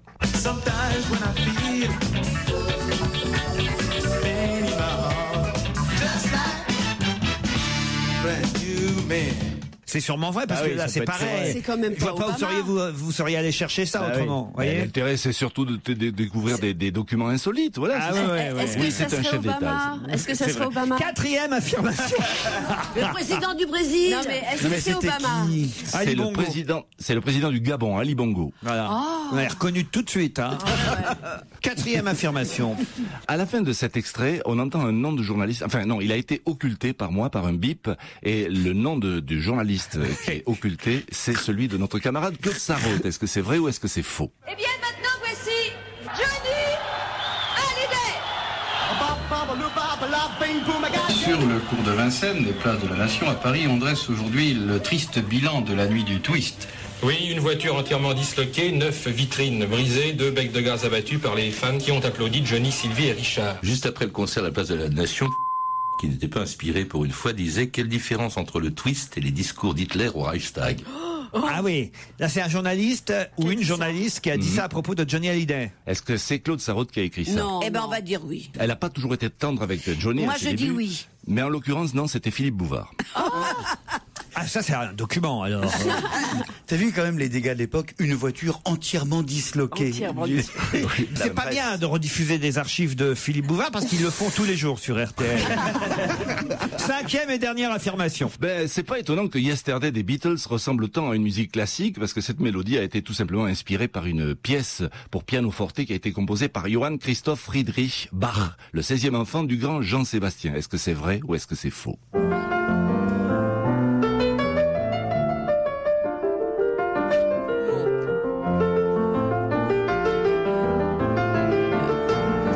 C'est beau ça. Hein. C'est beau. Non, je suis sûr que c'est faux. C'est beau, mais c'est court. Ben, je voulais vous épargner. Ça ressemble à du bac, c'est une parodie, c'est une parodie. Oui, exactement, Isabelle. C'est une reprise des chansons des Beatles qui a été faite par un pianiste classique dans un album qui est sorti en 1984. Ça s'appelait Bach Meets the Beatles. Isabelle Motro, vous venez de recevoir l'ordre du mérite de Serge Viado. Oui, ça, oui. Tu vas passer le week-end chez lui? Parce que nous, je crois qu'on a abandonné à partir de la deuxième affirmation. Non, Serge, c'était pas mal, hein, dans le fond, quand même. Mais il y en aura plus. Ah, non, mais c'est vrai, pour comme ça, un truc entre nous. Mais non, un truc qui passerait pas à la radio. Genre un soir, la campagne. Mais vraiment un soir où on s'emmerde, alors. Allez, on vous embrasse à lundi, Serge. Europe 1, on va se gêner. Le livre de la semaine. Le livre de la semaine s'intitule Poète et paysan. C'est signé Jean-Louis Fournier, publié chez Stock. Jean-Louis Fournier, c'était l'auteur de Où on va papa. On avait parlé. C'était vraiment formidable ce livre. De ce livre, souvenez-vous, c'était il y a 1 ou 2 ans maintenant. Il a obtenu le prix Femina. C'était publié chez Stock en 2008. On ne voit pas le temps passer. Très beau livre. Et là, il publie un nouveau livre, Jean-Louis Fournier. C'était également le réalisateur de Des Proches. Oui, exactement. Et aussi de la minute. Et aussi, il avait écrit La Noiraude. La Noiraude. Allô, c'est moi, La Noiraude. Tu sais, la grosse vache dans l'île aux enfants. C'était bien. Les mots des riches, les mots des pauvres aussi, qui avaient été publiés chez Anne Carrière. Bref, on l'aime plutôt bien, en fait, dans le fond, Jean-Louis Fournier. Mais est-ce que là, il ne va pas nous décevoir ou est-ce qu'au contraire, il continue dans la même lignée avec Poète et paysan, publié chez Stock. J'ai envie de commencer par vous, Jérôme Bonaldi. Il n'est pas décevant du tout. C'est formidable, ça se lit d'une seule traite. Comme la Noiraude. C'est l'histoire d'un gamin qui est parisien et qui se prépare à faire du cinéma. Il prépare une école et puis il tombe amoureux d'une fille, sauf que la fille, elle est fille de paysan dans le Nord, chez les Ch'tis. Et il est tellement amoureux d'elle qu'il décide d'abandonner ses études, de partir dans le Nord, d'apprendre le métier d'agriculteur, de paysan. Et il en bave, le pauvre. Il en bave. Et il découvre la campagne. Et puis finalement, il abandonne, quoi. Ça commence en exergue par une très jolie phrase de Michel Audiard, c'est « À la campagne, le jour, on s'ennuie, la nuit, on a peur. » Dites donc, exactement ça. Alors, c'est ce que Bénichou nous dit régulièrement. Je ne pensais pas qu'il avait piqué à Audiard, le salaud. C'est un livre pour Bénichou. Ça raconte la campagne, ça raconte les vaches. Et il dit, il est dame pipi pour les vaches. Il récupère du fumier tout le temps. Il se lave les mains parce qu'il supporte pas l'odeur du fumier. C'est surtout des petits chapitres très courts, très bien écrits, avec un langage d'une simplicité évangélique et qui sont des petits bijoux, des petits ciselés à chaque fois. C'est formidable. Exemple, c'est écrit dans les années 60. Le malaise paysan, on l'a là. J'ai jamais aussi bien ressenti le malaise paysan qu'à travers ce roman, parce que c'est uniquement un roman. Poète et paysan, Isabelle Motro. Oui, c'est tout à fait charmant en fait. C'est à la fois charmant et très mélancolique parce que quand même ce qu'il raconte, en effet, on sent qu'il y a un malaise là qui est en train de s'insinuer dans la campagne. Et puis lui est assez triste parce que au fond il a épousé non pas la fille mais la cause d'une fille qui est fermière, enfin dont le père est fermier. Et puis en fait tout va mal quoi, tout va de plus en plus mal. Alors le style est vraiment assez délicieux. Et puis alors c'est découpé en tout petits morceaux, ce que tu disais, c'est des petites. On lit ça comme comment dire, des petites friandises qu'on avalerait. Regardez un petit exemple. Quand il va chez ces ch'tis là, dans un village imaginaire, on y pratique la polyculture betterave et blé. Le blé demande du soleil, la betterave demande de la pluie. C'est pratique. Ça permet aux cultivateurs, quel que soit le temps, de pouvoir se plaindre du temps. J'ai l'impression que ça a plu à Jérôme Bonaldi, à Isabelle Motro. Je vois Philippe Alfonsi faire une légère moue, mais avant de vous donner la parole, Philippe, je voudrais vous demander, est-ce que vous avez des nouvelles de Daniel Evenou? J'ai l'impression que le Guronzan ne fait plus effet. Oui, Daniel s'est éteinte. C'est pas du tout. Ça fait un quart d'heure qu'on l'entend plus. Je sais pas ce qui se passe. Ça devrait faire plaisir. J'écoute et j'apprends. Poète et paysan chez Stock, signé Jean-Louis Fournier. Ça vous a moins plu, dites-le. Ouais, j'adore Fournier, mais là j'ai été un petit peu perturbé par ce livre, c'est vrai. Parce que tout ce qu'a dit Jérôme et Isabelle est vrai, hein, c'est charmant, c'est léger, ça se lit facilement. D'abord, je trouve que ce style tellement épuré, tout d'un coup, moi, ça m'a un petit peu déstabilisé, d'abord. Et puis, à part la charge qu'il fait contre les intellectuels qui reviennent à la terre, non pas à travers le personnage principal qui lui le fait par amour, mais c'est vrai que là, il fait une charge contre les intellos qui reviennent à la terre en faisant des mauvais fromages et en faisant chier tout le monde. Ça qui est assez vraiment, ça c'est drôle. Voilà. Mais c'est le seul moment, moi, dans le livre où tout d'un coup j'ai pétillé parce qu'il y a quelque chose en effet qui m'a fortement amusé. Bon, mais sinon l'histoire elle-même, je me suis posé la question, est-ce qu'il n'y a pas quelque chose d'un tout petit peu autobiographique quand on connaît la vie très très compliquée de Fournier, ses mariages difficiles, ses divorces, etc. Il a été ouvrier agricole. Mais voilà, il l'a été. Donc voilà. Alors ça, si on le voit de ce point de vue-là, tout d'un coup une espèce de confession de Fournier, un peu nostalgique, un peu rigolote. Bon, pourquoi pas? Mais tout d'un coup, moi c'est vrai que j'ai été un peu extérieur au livre. J'en suis désolé parce que j'adore ce type. Mais ce type qui garde les vaches, qui regarde la génisse, qui le regarde d'un air amoureux et qui pense à Purcell et à Puccini, il y a sans arrêt comme ça des. Oui, tu confonds avec Michael Vendetta, je crois. Non. Je voudrais lire la 4e de Couve parce que quand même elle donne envie de lire le bouquin. C'est drôle. Ça a commencé comme une plaisanterie. On a beaucoup ri, on s'est embrassé, on s'est caressé. C'était doux, c'était chaud, j'étais bien. Je n'avais jamais été aussi bien de ma vie. Je ne suis redescendu du ciel que le lendemain matin, par l'escalier, titubant de bonheur. Naïf, je pensais que désormais, j'allais être heureux toujours. Avant d'avoir repris mes esprits, j'avais décidé de reprendre la ferme de son père. Quand on est amoureux, on devient un peu fou. Et comme je l'étais déjà un peu avant, j'étais capable de tout. Son père aurait été poissonnier, je reprenais la poissonnerie. Voilà comment il arrive à la campagne. Ça s'appelle Poète et paysan. C'est chez Stock. C'est plutôt réussi avec une petite réserve quand même de Philippe Alfonsi. On peut dire mais ça vous comme nous ça. avez quand même donné envie de le lire. Eh ben alors c'est déjà ça. Hein, franchement. De Palmas, Mon cœur ne bat plus et ensuite Monique Pantel. Europe 1, on va se gêner. Ciné. Motro. Pampan. Bonjour Monique. Bonjour. Tout va bien? Oui, il fait beau, alors ça va bien. Oui. Et on commence par Hachi, le film avec Richard Gere. C'est un homme et son chien, façon américaine, hein, mais c'est pas la version de Francis Huster avec Jean-Paul Belmondo. C'est Richard Gere qui adopte un petit chiot qui deviendra grand. Ce Hachi Parmentier m'a bien plu. Ah oui? Il est mitonné par mon Richard Gere préféré, qu'il a aussi produit. Notre Riri prend le train chaque matin pour donner ses cours de musique dans une autre ville. Un jour, il tombe nez à nez avec une boule de poil, un petit chiot perdu. Il craint que nous aussi, c'est un Hachi, une grande race japonaise. Il le ramène à la maison, et voilà. Et c'est leur histoire d'amour fou. Le chien va l'aimer à la folie, et il va être à la gare tous les soirs le chercher, et même après sa mort, il sera là encore. J'avoue que j'ai pleuré. Hein. Ah bah, moi aussi. Hein. Faut aimer les chiens, évidemment. Hein. Mais moi, j'aime pas les chiens, j'en ai pas chez moi. Elle aime Richard Gere. Non, et puis j'aime le film, il est bien ce film. Isabelle. Oh, attends, c'est lamentable, tu pleures du début à la fin. Alors moi, j'ai pleuré d'ennui. Oh, elle continue. Hein. Oh, écoute, cette histoire de chien, on s'en fout. Alors. C'est une histoire vraie. C'est une histoire vraie. C'est une histoire vraie. C'est une histoire vraie qui a inspiré un film japonais qui a fait un triomphe au Japon. Exactement, c'est un chien qui s'appelle Hachiko, qui est un chien japonais, qui est le chien le plus célèbre du Japon, qui pendant 9 ans, même après la mort de son maître, continue à aller l'attendre à la sortie du boulot. Il a même une statue, le clébard, maintenant au Japon. Moi, je sens que je vais aimer. Moi, je sens que je vais aimer. Oh non, oui, vous avez du cœur, vous, au moins. Oh. Elle a un chien surtout.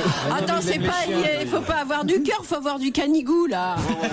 Les mains en l'air, maintenant. Un film de Romain Goupil avec Valéria Bruni Tedeschi. Ah, ça, c'est génial. C'est sur les... le sujet, moi, je dirais pas que c'est génial, mais le sujet est très grave. Ben oui, c'est les expulsions des enfants. Les enfants d'étrangers sans papier à la sortie de l'école, c'est innommable. C'est un film politique, hein, évidemment. C'est un film politique, mais quand même rigolo, parce que le metteur en scène a choisi des enfants pour porter son message. Et ces enfants sont formidables, de naturels. Ils jouent pas, ou plutôt ils jouent vraiment, ils s'amusent. Dommage quand même. La mise en scène est elle manque de souffle. Les mains en l'air, un film réalisé par Romain Goupil avec Valéria Bruni Tedeschi, conseillé par Isabelle Motro. Très bien, Valéria. Hein. Et Monique Pantel. Hachi, les mains en l'air. Allez, tiens, passons à une comédie française réalisée par Julien Rambaldi avec Marc Lavoine. On a vu pas mal d'affiches un peu partout en France. Marc Lavoine, François-Martin Laval, Léa Drucker, Pascal Arbillot. C'est facile à reconnaître. Ce film, c'est Marc Lavoine avec des grosses moustaches, comme on l'a jamais vu. Qu'est-ce que ça vaut, Monique? Eh bien, j'avoue que c'est un film aigre-doux. Un couple sympa, entend les horreurs que disent sur eux les gens chez qui ils vont en week-end. Alors tant pis, ils y vont quand même, en décidant de se venger, ils vont faire péter leur vie. Pascal Arbillot renverse un verre de vin rouge sur le canapé blanc, et voilà, et Marc Lavoine fait chier tout le monde. Et c'est le cas de dire, il a fait fortune dans les cabinets. Et voilà. Il est crédible dans ce rôle, Marc Lavoine? Non, pas du tout. Mais moi j'ai eu l'impression que ce film en fait avait été une sorte d'erreur, c'est-à-dire que ils ont voulu faire un second degré appuyé, donc dans ce sens-là ça pourrait être assez drôle, mais ils sont pas allés assez loin. On oublie les meilleurs amis du monde. Voilà, c'est un peu dommage. Et on passe aux Amours secrètes, un film avec Anémone et Richard Boranger qui ont des petits rôles dans ce film quand même. Il faut le dire. Pour être secret, c'est secret. Moi j'ai rien compris. Anémone, on la voit de temps en temps. Oui, elle ne parle pas, elle pleure dans le film, de temps en temps, voilà. Mais elle a été bien payée pour faire la promo du film, elle m'a dit. Donc voilà, c'est pour ça qu'on l'a vu. Elle est peut-être la mère du Guette qui chante dans un cabaret en pleine campagne. C'est pendant l'occupation. Les Allemands, toujours les mêmes Allemands, 2 ou 3, sont ses clients. Alors il y a de temps en temps dans cette maison, il y a des réfugiés, par exemple Robert, qui s'enfuit parce qu'il est juif.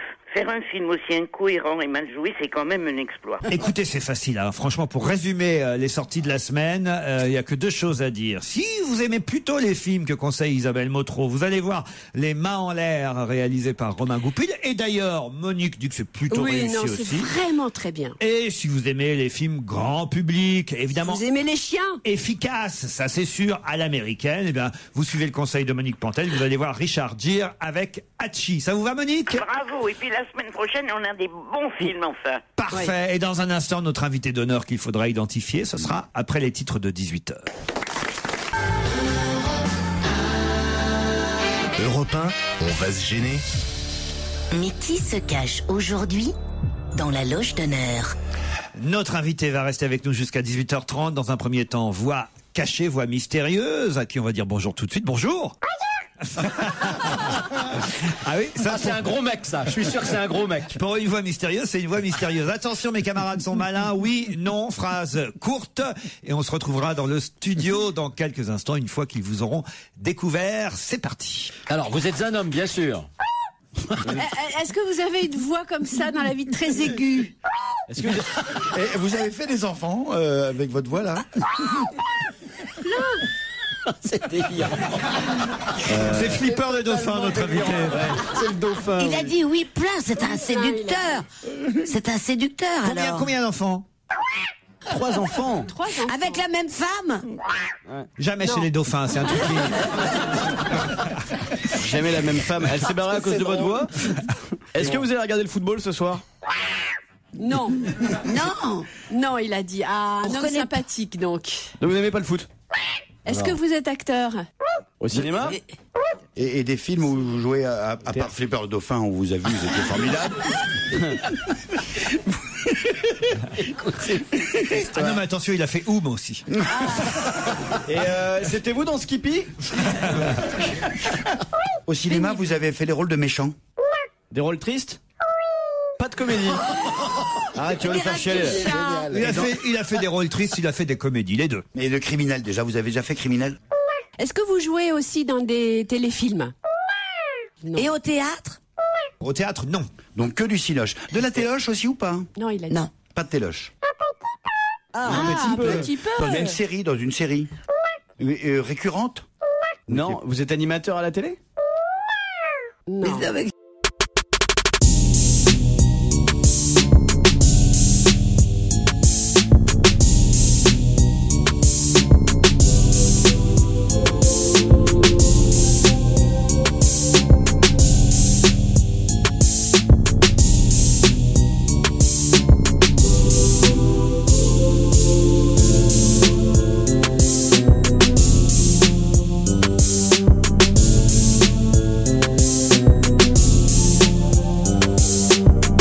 Du style lancer de saucisse.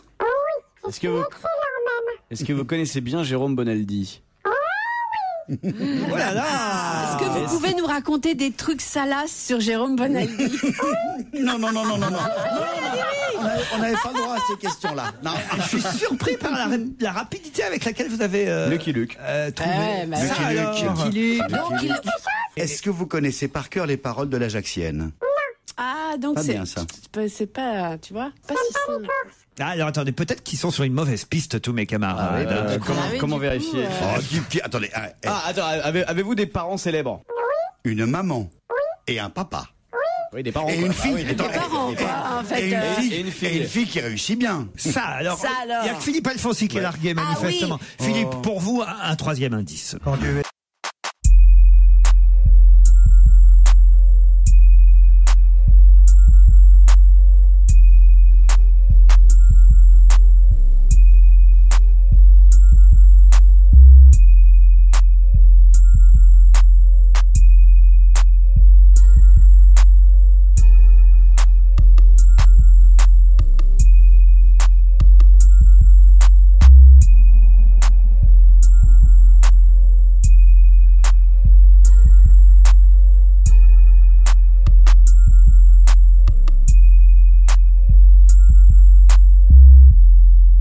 Ça vous met sur une piste, Philippe Alfonsi? Oui. Alors, oui, non. Oui. Philippe. Alors ils sont 5, ça y est, à avoir le nom de notre... Moi je pense que Philippe il bluffe. Hein. Ah oui? Non. Allez-y, Philippe Alfonsi. Votre prénom est Antoine? Ça c'est une question, non, elle est courte votre question. Si je l'avais posé, vous auriez Et pourquoi pas votre nom et de cause aussi, tant que vous y êtes. Non mais alors vraiment, il est nul ça, Alfonsi. Alors donc vous avez deviné que notre invité est... Antoine Decaune.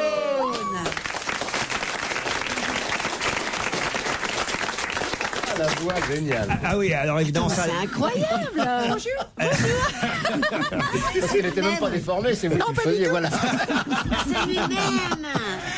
C'est plus efficace que quand ils déforment la voix, génial, techniquement, je vais vous dire. Mais là, je la déforme tout seul. Mais oui, c'est ce que je dis, c'est beaucoup plus efficace comme ça, effectivement, parce qu'ils ont un mal de chien toujours à transformer les voix.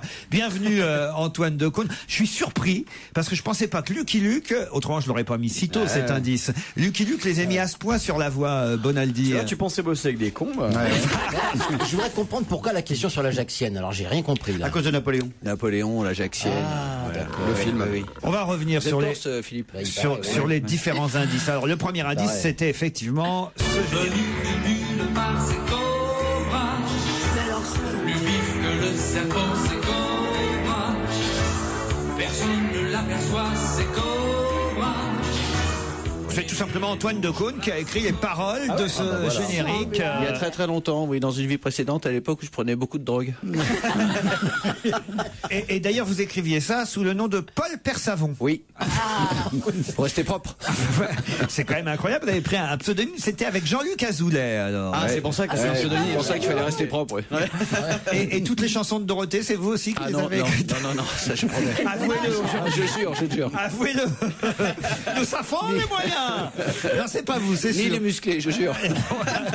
L'autre indice. Ok.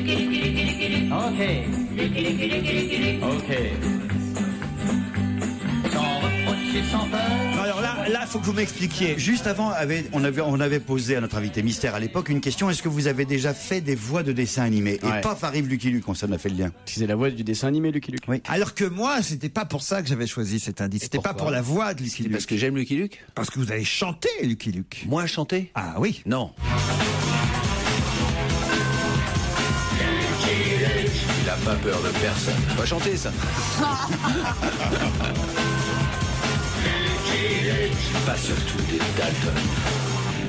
C'est pas mal quand même déjà. C'est pas ce que j'appelle chanter.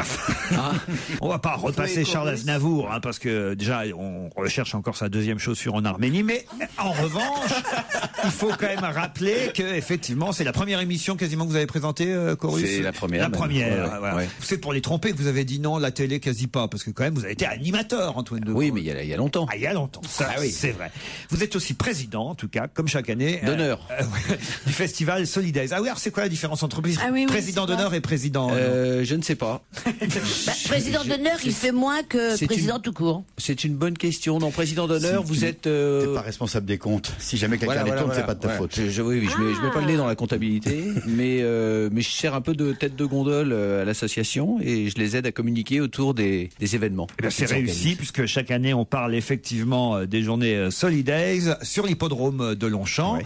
Ça se passe là les 25, 26 et 27 juin, vendredi, samedi et dimanche. Il y a une belle affiche, vous allez me dire si elle est confirmée, parce que parfois ça évolue, comme on dit, mais je savais déjà que Vanessa Paradis serait présente, c'est toujours vrai. Confirmé. Voilà, ça sera le samedi, Jacques Higelin sera confirmé. Là aussi. Diams. Confirmé. Les Bébés Brunes. Confirmé. Yvan Le Bolloc et sa guitare confirmé. Qui s'appelle Revient. Ça c'est intéressant, c'est un groupe qui cartonne. Le dimanche. Pony Ron Ron. Ah oui. Mathieu Chédid. Oui. Ariane Moffat. Confirmé. Et alors il y a un groupe très intéressant qui s'appelle Staff Benda Bilili. C'est quoi ça? C'est de la rumba congolaise. Ah oui. En fait, il s'agit d'un groupe de paraplégiques qui jouent en fauteuil roulant. Je vous le conseille vivement. Et ça marche? C'est vachement bien. Non, c'est vrai. C'est vrai. C'est un message d'espoir. Pourquoi pas? Que lui pour faire ça. Est-ce qu'il y aura Carla Bruni Tedeschi? Elle n'est pas annoncée. Hein. Non. Enfin, on n'est jamais à l'abri d'une surprise. Il y aura Archive quand même pour y annoncer Archive. Cassabian. Et oui, et il y a une belle affiche dès le vendredi. Olivia Ruiz, Féfé, Revolver qu'on écoute souvent sur Europe 1. C'est dur à prononcer. Hein. Ah oui, je vais pas tout annoncer parce que quand même. Il y a Gush, c'est vachement bien Gush. Ah ouais. Faites votre marché vous alors. Je regarde. Pony Ron, déjà c'est vachement bien. Il y a je ne sais combien de concerts sur 3 jours et puis il y a toujours ce qui fait l'âme de Solidays.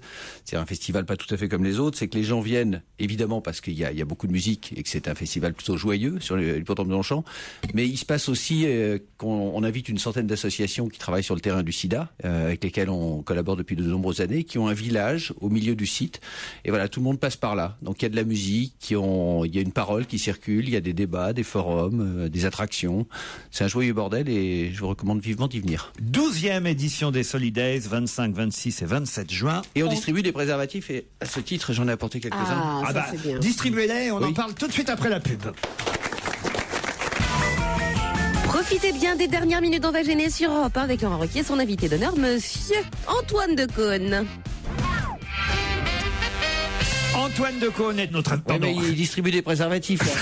Antoine Decaune est notre invité. En tant que... Il a un succès fou d'un seul coup, Antoine Decaune. Président d'honneur des Solidays. Bah oui, elles sont gratuites les capotes là. Alors évidemment, ça marche du tonnerre de Dieu. Il est en train d'en tester une, Bonaldi. Mais tu la mets pas quand on est à côté, t'es gentil. La vôtre doit encore être percée ou crevée, évidemment, parce que ça peut pas marcher autrement avec vous, Bonaldi. 80 concerts contre le sida à l'affiche des Solidays. Moi, je dois avouer que je connais pas tout, parce que j'ai cité évidemment les noms les plus connus, les plus célèbres. Effectivement, vous avez eu raison de rappeler qu'il y avait le groupe Archive, Féfé, moi j'ai dit Olivia Ruiz, mais il y a des noms. Là, j'aimerais quand même me tourner vers le... Vous êtes resté un spécialiste du rock Oui, ça dépend. Hein. Ouais. Ça dépend. C'est-à-dire qu'il se passe tellement de choses que c'est difficile de tout suivre. Oui, ouais. Hocus Pocus, vous savez ça Hocus Pocus, oui. non. Non, mon voisin est plus expert là. Non, je fais semblant, mais c'est vachement bien. Vous connaissez Hocus Pocus? Moi aussi, je connais. Ça, c'est le vendredi, Hocus Pocus. On les a même vus au Fête de la musique. Blood Red Shoes. Pas mal. Ah. Non, moi j'en ai un que j'aime bien. Ah oui, Blood Red Shoes, un Blood. Ah, Blood Red Shoes. Ah oui. Jeff Lang, il passe le dimanche. C'est un type qui fait du blues. Blues rock assez classique, mais qui est absolument génial sur scène. Qu'on a connu sous le prénom de Jack à une époque. Jack qui nous fait toujours une petite visite annuelle sur le site. Bah, il manquerait plus qu'il vienne pas, Jack Lang. Alors, c'est à la fois la fête de la musique et la fête des jeunes, les Solidays. C'est la fête des jeunes. Et puis il y a aussi, j'ai oublié de vous le dire tout à l'heure, il y a dans toutes les animations sur le site, il y a un parcours qui est extraordinaire qui s'appelle Sex in the City, sur toutes les pratiques à risque. Alors là, c'est pour Isabelle Motro qui suit ce feuilleton régulièrement. Non, c'est pas qu'elle ait des pratiques à risque. Mais encore que si, elle fait le cinéma avec Monique Pantel tous les vendredis. C'est hard, hein. C'est quand même assez difficile, il faut le dire. Je vous dis ça parce que c'est important que les gens essaient de s'imaginer, ceux qui ne sont pas encore venus à Solidays, quelle est l'atmosphère très particulière qu'il y a sur ce festival. C'est-à-dire qu'il y a vraiment de la musique non-stop pendant 3 jours. Il y a plusieurs scènes. Il y a ce village associatif dont je vous parlais tout à l'heure. Il y a ces expositions qu'on visite, mais qui n'ont rien de chiant, de moral. In vivo. In vivo, oui, absolument. C'est le thème de l'année. Ouais, c'est le thème de l'année. Et puis voilà, c'est une atmosphère très... Mais moi, je suis encore jamais venu. Et c'est vrai qu'il faudrait que je vienne une fois quand même au bout de 12 éditions, mais... Parce qu'il me semblait qu'avant c'était en plein mois de juillet. C'était pas non, c'était début juillet. Tout début juillet. Mais c'est ça, début juillet. Moi, le 30 juin. et là, c'est avancé par rapport à d'habitude, non? Et puis aucune excuse, Laurent. Mais c'est ça, parce que moi, j'avais bien l'impression que c'était en juillet à chaque fois. Ouais, c'était toujours le premier week-end de juillet, puis on a remonté au dernier week-end de juillet. C'est cher l'entrée. Alors d'habitude, on peut acheter un pass pour 3 jours, mais ça c'est fini, ils sont tous partis. Il y avait un pass pour 2 jours, ils sont tous partis aussi. On peut plus acheter que des places pour la journée. C'est 32 € si je ne dis pas. Et j'ai la journée entière. La journée entière. Et évidemment, tout ça va aux associations de lutte contre le sida. Absolument. Il faut quand même le rappeler. Jusqu'au dernier centime. Tu dis merci à Bertrand. Il te fait de la pub partout. Le maire de Paris. Bah oui, il nous soutient depuis le départ. Et puis lui et évidemment tous les partenaires, la mairie de Paris, mais c'est pas le seul. Des gens du Rex, qui sont fidèles au festival et sans lesquels on pourrait pas faire monter une opération pareille. J'oublie un instant Solidays parce que vous avez dit vraiment que vous n'aimiez pas le football tout à l'heure avec la voix déformée. Enfin. Ça veut dire que là, pendant les 3 semaines, vous n'allez regarder aucun match. Et que je vais profiter du fait que Paris va être très calme pour aller voir des spectacles. Mais vraiment, ça ne vous intéresse pas du tout. Mais pas du tout. Ça alors, je me trompe ou votre papa Georges Decaune en a quand même commenté Voilà, je crois que ça vient de là. Il me traînait sur les stades tous les samedis après-midi parce qu'il commentait et le match et le rugby. Alors je ne sais pas, j'ai pas du tout la même prévention vis-à-vis du rugby. J'adore le rugby. Et vis-à-vis du cyclisme aussi, évidemment. Le cyclisme, alors là, ne touchons pas au sport sacré par excellence. Vous allez suivre le Tour de France. Est-ce que vous croyez à cette histoire de moteur dans les cadres? Oui, bien sûr. D'ailleurs, j'en ai commandé un. J'adore. Non, mais sérieusement, c'était une rumeur, c'était de la connerie cette histoire. Non, c'est plausible. C'est plausible. Et quand on regarde les images au ralenti, c'est un peu étrange. Hein. Ouais. Parce qu'il a vraiment des mouvements de main qui ne sont pas tellement explicables. Surtout, il démarre d'un coup. Danseuse, il part d'un coup. Mais surtout quand il double la moto, c'est vachement louche. Antoine Decaune est aussi acteur, réalisateur. Le dernier film réalisé, c'était Coluche, l'histoire d'un mec. Et je vois sur Internet prochainement Le Montespan. Alors j'imagine que c'est l'adaptation du bouquin de Jean Telet. Oui, mais ça, c'est voilà pourquoi il faut faire gaffe honnête. C'est que ça, c'était un projet il y a 2 ans qui malheureusement ne se fera pas. C'est dommage parce que c'était une belle idée. Oui, c'est une belle idée, mais bonne nouvelle, c'est Olivier Marchal qui va le faire. Ah bon, donc il y aura quand même un Montespan. Alors vous allez travailler sur quel film alors? Moi je travaille en ce moment sur un film que je dois faire pour Canal à la rentrée sur l'affaire Yann Pia. Oula! Ouais, un unitaire. Qui fut descendu dans le Var. Exactement. Qui était député ex-Front National et qui effectivement voulait un peu nettoyer le département. Exactement. Qui est une histoire assez extraordinaire. Et puis je termine un livre que je rends fin juin. Et puis ça parle de quoi le livre? C'est un dictionnaire amoureux du rock.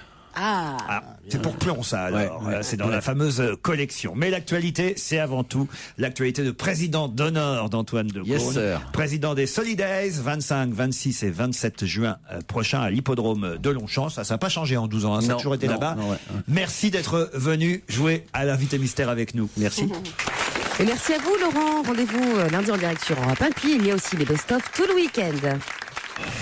Laurent Ruquier, 7 jours sur 7 sur Europe 1. On va se gêner jusqu'à 18h30.